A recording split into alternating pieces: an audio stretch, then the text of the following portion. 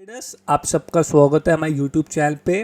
तो last week हमने बात करी थी बिटकॉइन के इन डिटेल एनालिसिस के बारे में, और हमने आपको बताया था कि बिटकॉइन में हो सकता है एक मेजर टॉप बन चुका है और अब यहाँ से एक बहुत हैवी करेक्शन या फिर गिरावट हमें देखने को मिल सकती है। तो क्या ऐसा होगा या नहीं, ये तो मार्केट ही बताएगा, लेकिन उसके पीछे का रीज़न या फिर लॉजिक क्या है इसके बारे में भी हमने बात करी थी। साथ ही साथ अगर मैं आपको बताऊं तो आज की इस वीडियो में हम बात करेंगे निफ्टी 50 के बहुत क्रूशल और इम्पॉर्टेंट एनालिसिस के बारे में। इसके पीछे का रीज़न क्या है, पास्ट में क्या हुआ है, इस सब के बारे में इन डिटेल बात करेंगे। और साथ ही साथ हम बताएंगे कि अगले 3 से 5 साल के अंदर निफ्टी 50 आपका किस जोन तक या फिर किस रेंज तक जा सकता है। ऐसा नहीं है कि गारंटी जाएगा या नहीं जाएगा, क्योंकि मार्केट में आपकी चीज़ें बहुत चेंज होती, मार्केट बहुत ज़्यादा डायनामिक है। तो हर फैक्टर को मद्देनज़र रखते हुए ये नहीं कर सकते कि हम इन एग्जैक्ट लेवल बता दें, लेकिन जो पास्ट में हुआ है आप प्राइस के हिसाब से वो हम एनालाइज करके आपको ये देख के बता सकते हैं कि निफ्टी 50 अगले 3 से 5 साल में कहाँ जा सकता है। इस थ्योरी को या इस एनालिसिस को या इस वीडियो को ये मत समझना कि हम आपको बाय या सेल रिकमेंडेशन दे रहे हैं, बट ये हमारी एनालिसिस है और हो सकता है इसके अंदर हम गलत भी हो जाए। तो प्लीज़ अपने वित्तीय सलाहकार, अपने फाइनेंशियल एडवाइज़र से कंसल्ट करके ही उसके बाद कोई स्टॉक मार्केट में या फाइनेंशियल मार्केट में अपनी पोजीशन आप लोग बनाइएगा, क्योंकि हम सेबी रजिस्टर्ड हम नहीं हैं। तो बिना देरी करते हुए आज की वीडियो को स्टार्ट करते हैं। तो सबसे पहले हम एक छोटी सी थ्योरी समझेंगे जो कि है एलीट वेव थ्योरी। ये है तो थोड़ी छोटी लेकिन बहुत ज़्यादा पावरफुल है। क्यों? क्योंकि अगर आप लोग इसके बारे में इन डिटेल आप चैट जीपीटी से या फिर जेमिनी से पढ़ सकते हैं, बट यहाँ पे मैं आपको एक इम्पॉर्टेंट चीज़ दिखाने वाला हूँ जो कि यहाँ पे हमें देखने को मिल रही है कि एलीट वेव जो है वो आपका 1 2 3 4 5 के पैटर्न में चलती है। अगर मैं आपको इसकी इमेज दिखाने की कोशिश करूँ तो आप लोग यहाँ पे देख सकते हैं एक classic example, rally correction, rally correction, rally, उसके बाद या तो क्रैश आता है या फिर एक बियर फेज आता है। तो आप लोग कह सकते हैं एलीट वेव हमेशा 1 2 3 4 5 की रेंज में हमें चलते हुए देखने को मिलती है। तो इस चीज़ को हम मद्देनज़र रखते हुए अब हम एनालाइज करते हैं अब निफ्टी 50 का चार्ट। तो आप लोग यहाँ पे देख सकते हैं ये निफ्टी 50 मंथली चार्ट है, और मैं सबसे पहले आपको एक बैक डेटा अब टेस्ट अब करके दिखाऊंगा, उसके बाद हम आगे इन डिटेल बात करेंगे। तो आप लोग यहाँ पे देख सकते हैं अब निफ्टी 50 करीब करीब आप लोग कह सकते हैं 1992 से अब 2003 तक एक आप लोग कह सकते हैं साइडवेज मोड में चलते हुए देखने को मिल रहा था। क्योंकि अगर कोई भी चीज़ अपसाइड चलती है तो अल्टीमेटली जो उसका प्रीवियस हाई होता है वो उसको काटती रहती है, लेकिन यहाँ पे आप लोग देख सकते हैं प्रीवियस हाई काटा तो सही लेकिन उसी के बाद वापस आ गया। यहाँ पे भी आप लोग देख सकते हैं उसी हाई से घूमा। तो 1992 से लेकर 2003 तक ये एक ही रेंज में हमें घूमते हुए देखने को मिल रहा था। अब अगर हम बात करें, आप लोग देख सकते हैं 2003 से इंडिया में एक बहुत अच्छी रैली हमें स्टार्ट होते हुए देखने को मिली। तो अगर मैं आपको यहाँ पे एक पैटर्न दिखाऊं जो कि हम एलीट वेव को फॉलो करें, तो आप लोग यहाँ पे देख सकते हैं यहाँ पे रैली शुरू हुई, यहाँ पे हॉल्ट आया, फिर एक करेक्शन आया, फिर रैली हुई, फिर यहाँ पे एक हॉल्ट आया, ये करेक्शन आया, फिर रैली हुई, और आप लोग देख सकते हैं ये 5th फेज ख़त्म हो गया। अब आप लोग कहेंगे कि ये आपने क्यों नहीं रैली को समझा, या ये आपने अपना रैली को हॉल्ट में क्यों नहीं समझा। क्योंकि आप लोग देख सकते हैं ये हॉल्ट नहीं है, हॉल्ट होता है कि प्राइस ने एक अच्छा खासा करेक्शन दे दिया, या जितना प्राइस बढ़ा था उसका 50-55% करेक्शन आ गया।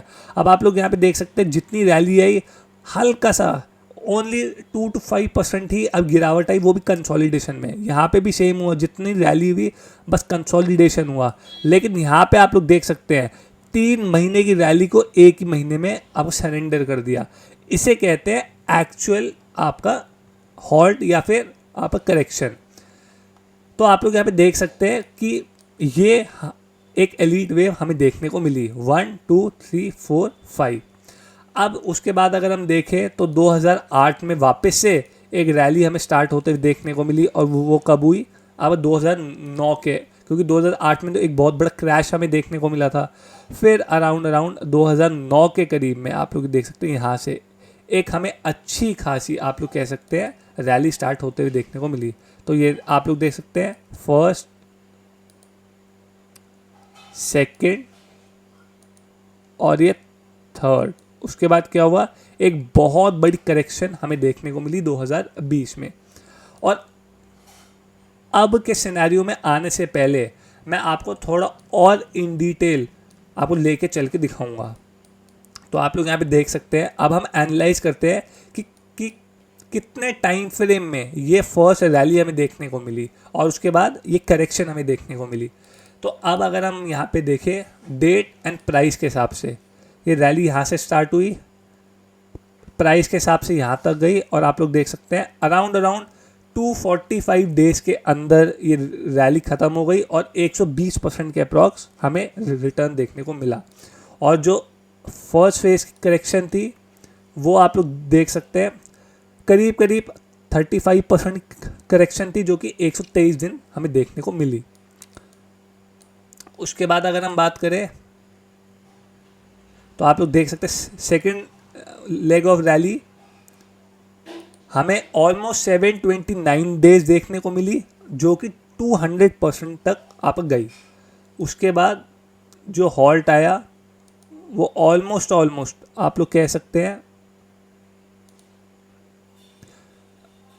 अब 30 डेज के अप्रॉक्स का हॉल्ट था और 35% हमें करेक्शन देखने को मिली। और उसके बाद ये जो रैली स्टार्ट हुई आखिरी, वो आपकी रैली चली अप्रॉक्सीमेटली 575-80 डेज, जो कि 150% तक हमें देखने को मिली। अब आप लोग कहेंगे ये मंथली चार्ट है तो आपको कैसे पता है कि 579, क्या पता भाई 500 दिन में ही, ये अप्रॉक्सीमेटली है, नॉट एग्जैक्टली बट अप्रॉक्सीमेटली। हमें मेन यहाँ पे रिटर्न से मतलब है कि ये कितने रिटर्न हमें दे रहा है और डाउन साइड पे क्या क्या आ रहा है। डेज हमेशा प्लस माइनस में हो सकते हैं, ऑब्वियसली बात रिटर्न्स भी हो सकते हैं, लेकिन एक अप्रॉक्सीमेट फिगर हमें देखने को मिल रही है। अब हम यहाँ पे भी एनालाइज करने की अब कोशिश करते हैं सेम चीज़।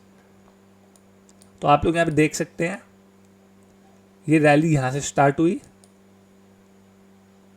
यहाँ पे टॉप बना 578 डेज और 150% के अराउंड की आपकी यहाँ पे रिटर्न हमें देखने को मिला। उसके बाद ये हमें करेक्शन देखने को मिली और वो करेक्शन हॉल्ट हुई आपका 395 डेज अप्रॉक्सीमेटली 30% के अराउंड पे।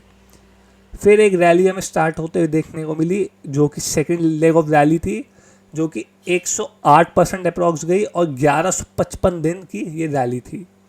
उसके बाद अगर मैं बात करूं, आप लोग कह सकते हैं सेकेंड वेव ऑफ करेक्शन हमें देखने को मिली, जो कि 26% तक की थी, हार्डली 336 डेज।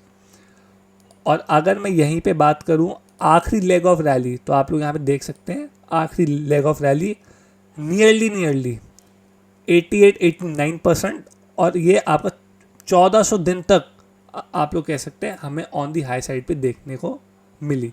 तो आप लोग देख सकते हैं मोटा माटी यहाँ पे हमें अप्रॉक्सीमेट फिगर्स देखने को मिल गई है। तो यहाँ पे अगर आप लोग देखेंगे जो फर्स्ट लेग ऑफ रैली थी वो 245 डेज चली यहाँ पे, और यहाँ पे चली आपका 395 डेज। तो अगर मैं अब इन दोनों का ऑन एन एवरेज निकालूँ, एक दिन 400 और एक दिन 250, तो 650 हो गया। 650 का अगर मैं आधा निकालूंगा तो अप्रॉक्सीमेटली 325 डेज हमें देखने को मिलेंगे। ऐसे करते करते आप लोग कह सकते हैं कि हम यहाँ पे एग्रीगेट के हिसाब से अब जो रैली चल रही है उस डेटा पॉइंट को एनालाइज करने की कोशिश आप करेंगे। तो अब आप लोग यहाँ पे देख सकते हैं ये है आफ्टर कोविड रैली। तो आफ्टर कोविड रैली क्या हुआ, आप लोग यहाँ पे देख सकते हैं। यहाँ पे अब मैं यहाँ पे वापस से एलीट वेव लगाऊंगा। यहाँ से रैली शुरू हुई, यहाँ पे हॉल्ट हुई, फिर एक करेक्शन देखने को मिला, फिर एक रैली स्टार्ट हुई, फिर यहाँ पे हॉल्ट हुआ और यहाँ पे करेक्शन देखने को मिला। और अब हमें लगता है कि फिफ्थ वेव यहाँ पे स्टार्ट होते हुए देखने को मिल चुकी है। और आप लोग यहाँ पे देख सकते हैं एक अच्छा खासा प्राइस पैटर्न देखने को मिल रहा है। अब यहाँ पे एनालाइज करने की कोशिश करते हैं कि क्या जो पास्ट में हुआ था वो अभी भी हुआ है। तो अगर मैं यहाँ पे देखूँ फर्स्ट लेग ऑफ रैली, तो आप लोग देख सकते हैं अराउंड रिटर्न के हिसाब से 160-170% ही है, लेकिन डेज थोड़े अप डाउन हो गए हैं। यहाँ पे 578 डेज है। अगर मैं आपको यहीं पे दिखाऊं फर्स्ट वेव, यहाँ पे भी 578 डेज है, लेकिन यहाँ पे 245 डेज है। तो आप लोग कह सकते हैं ये एक एक्सेप्शन है, क्योंकि यहाँ पे first time bull rally start होते हुए देखने को मिली थी। उसके बाद अगर मैं बात करूँ अगली वेव, जो कि अब करेक्शन की वेव थी, यहाँ पे प्राइस से ज़्यादा टाइम हम करेक्शन देखने को मिला, लेकिन अप्रॉक्सीमेटली 20% करेक्शन 243 डेज। यहाँ पे अगर मैं करेक्शन देखूँ, लगभग 400 दिन चली और 30% करेक्शन थी। यहाँ पे अगर मैं बात करूँ तो करेक्शन आपका करीब करीब सिर्फ 120 दिन चली, लेकिन स्टीप थी 35% की। तो आप लोग कह सकते हैं कि नॉट एग्जैक्टली, बट हाँ ऑन एन एग्रीगेट के हिसाब से ठीक है, अराउंड इतना ही हमें देखने को मिला। नॉट एग्जैक्टली मैं अगेन कह रहा हूँ। उसके बाद आप next leg of rally 824 days और 75% की हमें यहाँ पे रैली देखने को मिली। यहाँ पे थर्ड लेग ऑफ रैली में क्या हुआ, 108% और 1155 दिन देखने को मिली। और यहाँ पे हमें देखने को मिली 825 दिन। और अगर मैं फर्स्ट एलीट वेव की बात करूँ, तो यहाँ पे 729 डेज और 200% की रैली देखने को मिली। तो ये वाली जो बुल रन थी, ये तो एक्सट्रीम भाई बुल रन थी, इसलिए हमें यहाँ पे ओवर एंड अबव रिटर्न देखने को मिल रहे हैं। तो आप लोग कह सकते हैं, अगर मैं अगेन 730 को ऐड करूँ 1155 पे, तो आप लोगों को यहाँ पे दिखाऊं 730 को ऐड करूं मैं 1155 पे,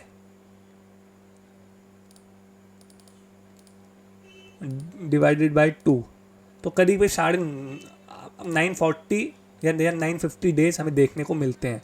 और यहाँ पे अगर मैं आपको डेज दिखाऊं, तो आप लोग देख सकते हैं करीब 825 के अराउंड पे हमें देखने को मिल रहा है। तो round of, not exactly round of, उसी के अराउंड देखने को मिल रहा है।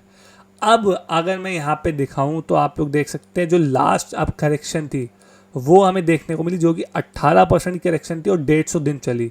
यहाँ पे 300 दिन अब 25% की। और यहाँ पे अगर मैं बात करूँ, तो आप लोग देख सकते हैं 1 महीना चली, जो कि 35% की। तो हमने एक चीज़ हम नोटिस किया कि जो फर्स्ट लेग, जो फर्स्ट एलीट वेव था, जो कि 2003 से लेकर 2008 तक था, जो कि 5 साल चला, उसमें जो रिटर्न्स थे वो बहुत ज़्यादा थे शॉर्ट टाइम में। और आप लोग कह सकते करेक्शन भी स्टीप थी इन अ शॉर्ट टाइम। एलीट 2 जो थी वो लॉन्ग टर्म के हिसाब से अगर मैं बात करूं, क्योंकि इनमें रिटर्न अच्छे बने, एग्रीगेट के हिसाब से बने, लेकिन अगर मैं बात करूं तो आप लोग कह सकते हैं यहाँ पे टाइम फ्रेम जो था, यानी कि जो रिटर्न्स थे वो थोड़ी लंबे टाइम के लिए हमें देखने को मिले। और सेम यहाँ पे भी हमें देखने को मिल रहा है। यहाँ पे बस एक बात है कि जो करेक्शंस हैं वो बहुत छोटी छोटी है, क्योंकि अगर मैं फर्स्ट और सेकंड की बात करूँ, मिनिमम 25-30% की तो अब करेक्शन देखने को मिली, लेकिन यहाँ पे हमें मैक्सिमम 20% ही हमें करेक्शन देखने को मिल रही है। तो अब अगर मैं यहाँ पे बात करूँ, तो जो लास्ट लेग है, अगर मैं ऑन एन एग्रीगेट एस्टीमेट निकालूँ, तो आप लोग यहाँ पे देख सकते हैं यहाँ पे 1400 दिन की रैली चली और यहाँ पे चली 579। तो अगर मैं यहाँ पे देखूँ 1400 579, तो मोटा माटी मैं 900 से 1000 दिन के बीच का एक टाइम फ्रेम लूँगा। और अगर मैं रिटर्न की बात करूँ, तो यहाँ पे 150% के रिटर्न थे, और जो यहाँ पे थे, यहाँ पे हमें देखने को मिल रहे 88% के रिटर्न। तो 120 से 130 या 140 अप्रॉक्सीमेटली मैं लेके आपका यहाँ पे चलूँगा। तो हमारा हो गया 900 दिन तो आप लोग यहाँ पे देख सकते हैं 900 डेज और अप्रॉक्सीमेटली 120% के रिटर्न आप लोग यहाँ पे कह सकते हैं। मैं 120 थोड़ा ज़्यादा हो जाएगा, मैं एक यहाँ पे फिगर दे रहा हूँ आपको, जो कि मेरी सबसे फेवरेट आप लोग कह सकते हैं नंबर देखने को मिल रहा है आपका 444444, यानी कि 44,444 अप्रॉक्स। और यहाँ पे हमने 1000 दिन लिया है, तो प्लस माइनस ऑब्वियस ही बात है, हो सकता है, इट्स नॉट एग्जैक्टली। तो मैं एक यहाँ पे एक रेंज लगा रहा हूँ, ये 1000 दिन आएगा। और अगर मैं 900 दिन यहाँ पे देखूँ तो अप्रॉक्सीमेटली इधर कहीं आएगा। तो ये आप लोग देख सकते हैं, ये हमारा अनुमान है कि 2027 या 28 तक हो सकता है, यानी कि 2028 जैन तक भी एक्सटेंड हो सकता है। ज़रूरी नहीं कि 27 में ही होगा, हो सकता है 28 के फर्स्ट क्वार्टर में, यानी कि फेब मार्च में हमें देखने को मिले, बट अराउंड ऑफ 2027 एंड और 2028 क्या निफ्टी 44,444 छू सकती है। इसके पीछे का क्या रीज़न है, क्योंकि अगर आप लोग देखेंगे एलीट वेव ऐसे ही काम करती है। और लास्ट टाइम अगर आप लोग देखेंगे तो एलीट वेव में 88% ही आया, लेकिन जो उसकी सेकेंड साइकिल थी उसमें 100% आया। अब अगर आप लोग यहाँ पे देखेंगे तो यहाँ पे 74% ही आया है। तो क्या यहाँ पे अब जो लास्ट वेव आएगी उसमें 100 से 150% रिटर्न आ सकते हैं, वो एक बहुत बड़ा अब क्वेश्चन मार्क है। लेकिन हमारे हिसाब से, और हम एज ए डिस्क्लेमर, ETFs में, म्यूचुअल फंड में एग्रेसिव हो सकते हैं, आने वाले दिनों में बाय करें। अब वो क्या आप SIP के थ्रू करेंगे या फिर लमसम में करेंगे, वो हम अभी डिसाइड हमें करना बाकी है। लेकिन हम इस व्यू को माइंड में रखते हुए जो हमने एनालाइज किया है, ये रिकमेंडेशन बिल्कुल नहीं है, लेकिन हमारी एनालिसिस के हिसाब से निफ्टी 50 44,444 तक जाने की क्षमता रखती है till 2027 and to 2028 first half.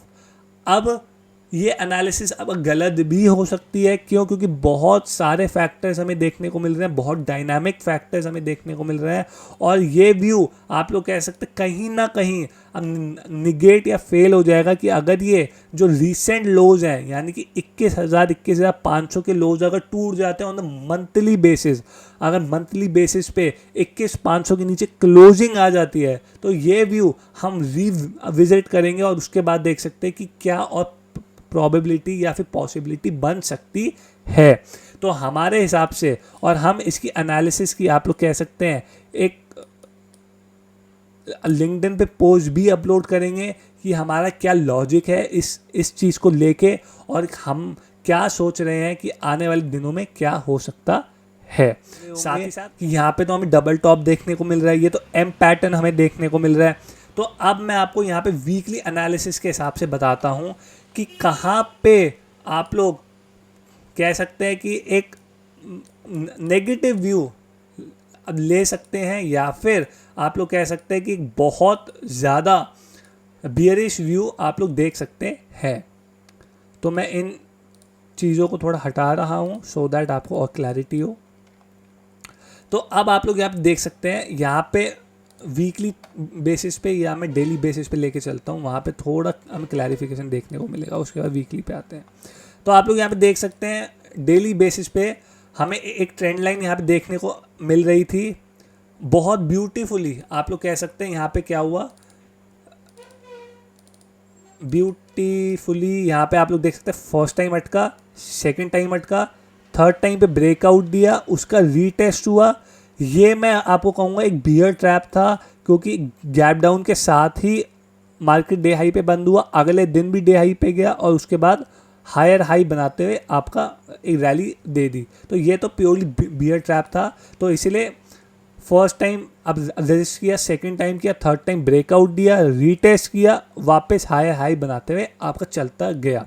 और अगर आप लोग इसको भी हटाओगे और आप लोग थोड़ा सा एडवांस वे में देखने की आप कोशिश करोगे तो आप लोग यहाँ पे देखेंगे इन्वर्स हेड एंड शोल्डर का पैटर्न हमें देखने को मिला है। वो कैसे, तो आप लोग यहाँ पे देख सकते हैं,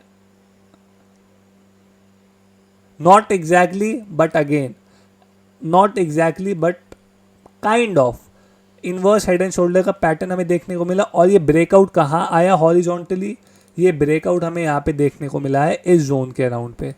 क्यों? क्योंकि आप लोग देख सकते हैं, अब अगर मैं थोड़ा और चार्ट को यहाँ पे क्लीन करके दिखाऊं तो आप लोग देख सकते हैं यहाँ पे भी रैली आई, यहाँ पॉज लिया, again it try to go up, लेकिन वहीं से ब्रेकडाउन हमें देखने को मिला।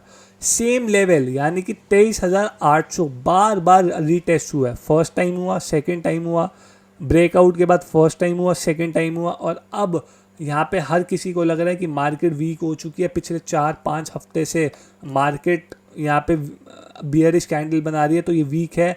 बट मैं आपको बताऊँ, मार्केट बियरिश अब कब होती है या आप लोग कब एग्रेसिव शॉर्ट कर सकते हैं, या तो जो रैली होती है, अब आप लोग देखेंगे ये रैली हुई करीब करीब 3800 पॉइंट की। अगर इस रैली का 50% मार्केट आपका, आप लोग कह सकते हैं, वापस कर देती है, तो आप लोग कह सकते हैं कि मार्केट अगेन वीक हो चुकी है। तो अगर मैं 1900 पॉइंट देखूं तो आप लोग कह सकते हैं करीब करीब, नॉट एग्जैक्टली, अगर वो 100 पॉइंट का प्लस माइनस हमेशा चलता है, तो 23,800 ही आ रहा है। तो सारी जड़ आपका 23,800 ही है। तो 23,800 में यहाँ से देखूँ हार्डली 600-700 पॉइंट का अब डिफरेंशियल है। और आप लोग यहाँ पे कह सकते हैं कि हो सकता है मार्केट एक बारी को अगले 2-4 दिन, एक हफ्ते 2 हफ्ते में 23,800 को शायद रीटेस्ट करके दिखा दे। क्यों? क्योंकि अगर मार्केट को इतनी ऊपर जाना है, अगर हम देख रहे हैं 40,000 44,000 का, तो ये जो गैप आपके ये पेंडिंग पड़े हैं, ये वाले गैप, हो सकता है इस गैप को भर के यहाँ से फिर एक आपका बियर ट्रैप करके ऑन दी हाई जोन पे रैली दिखा दे। तो अभी भी मैं कह रहा हूँ, जब तक 23,800 ऑन वीकली बेसिस आपका सस्टेन्ड है, हमारा व्यू अब पॉजिटिव ही है। हाँ, हमने यहाँ पे 2 बार ही ट्राई किया था। अगर मैं आपको डेली चार्ट पे दिखाऊं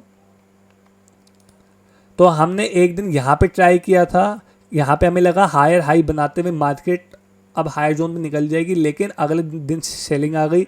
हमने इस दिन भी अराउंड 24 जून को एक अच्छा खासा लॉस बुक किया था। और जब इस दिन एक्सपायरी था, एक्सपायरी वाले दिन हमने सोचा था कि अब मार्केट हो सकता है एक्सपायरी के बाद एक अच्छा खासा हाई जोन मोमेंटम दिखाए, लेकिन अगेन अगले दिन मार्केट में सेलिंग आ गई और सारे लॉस को ब्रीच करके इसने क्लोजिंग दी। तो हमने इस दिन भी थोड़ा बहुत लॉस बुक किया।